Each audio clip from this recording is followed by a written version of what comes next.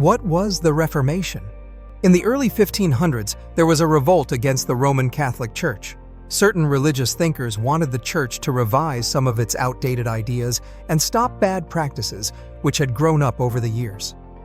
Though some of the men who led the demands for reform stayed loyal to the Roman Catholic Church and never left it, others became leaders of a separate Christian movement known as Protestantism. Protestantism now has more than 200 million followers all over the world. The movement against the ideas of the Roman Catholic Church and the spread of Protestantism is called the Reformation. The Reformation came about not just as a religious quarrel, but as a result of several things which happened at the same time. The Renaissance, aided by the invention of printing, was causing the spread of new ideas. Schools and universities were being founded in large numbers, and learning was no longer confined to priests and nobles.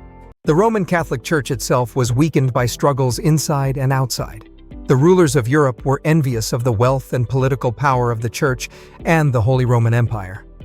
The old system of feudalism was breaking down, and the new rising middle class of merchants and businessmen was on the side of the rulers and nobles rather than the Church. Early demands for reform came from men like Desiderius Erasmus, 1466–1536, a Dutch scholar.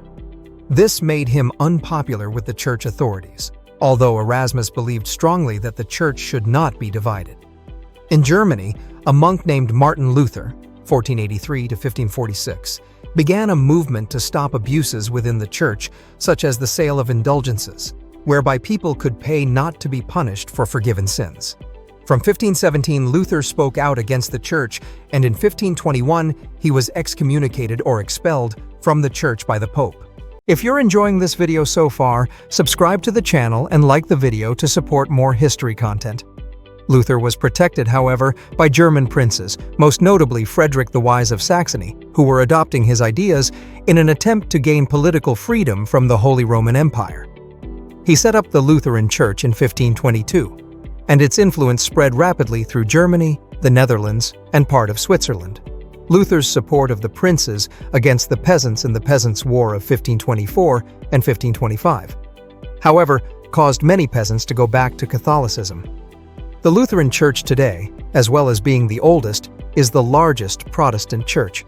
In Switzerland, a priest named Huldreich Zwingli began spreading ideas much like Luther's. He was followed by John Calvin, a Frenchman, whose preachings influenced many people. Calvinism spread from Switzerland to Germany, France, Netherlands, England, and Scotland.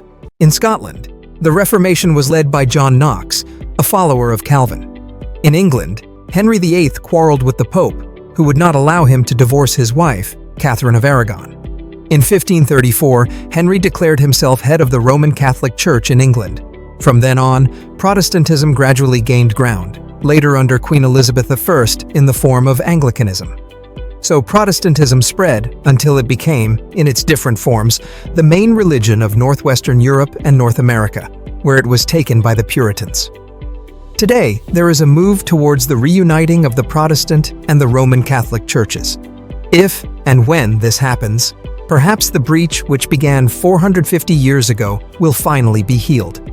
If you enjoyed this explanation, watch our Westminster Abbey video next, link in the description. Subscribe for more history, share this video, and comment below with what you'd like to learn next.